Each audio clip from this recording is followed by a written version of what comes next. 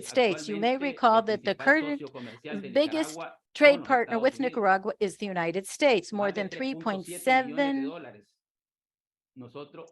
In other words, 66% of our exports go to the United States. We are fully dependent on the United States, but the agreement with China will allow us to break free of that dependence in the medium and long terms. Therefore, the agreement with China is extremely important. We're about 80% of it has been negotiated. We expect to conclude it in August and put it into effect next year.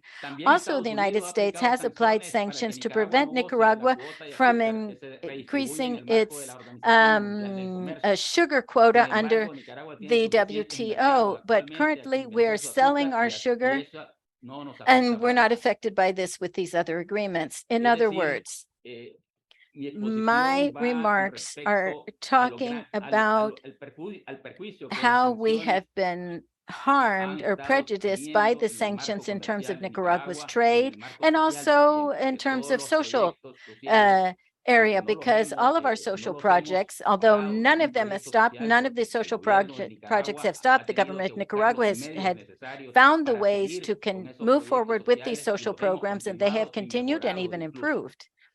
The major advantage that Nicaragua has is that we have a resilient economy.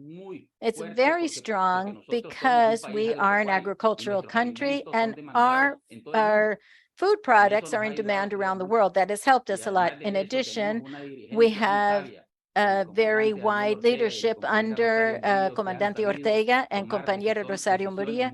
They've taken very wise decisions so that our country can continue to move forward despite the sanctions. That's where we are, and we're going to keep working on this, brothers and sisters, and we'll continue to harvest victory with our brothers and sisters in Cuba and Venezuela and all of you. Thank you very much.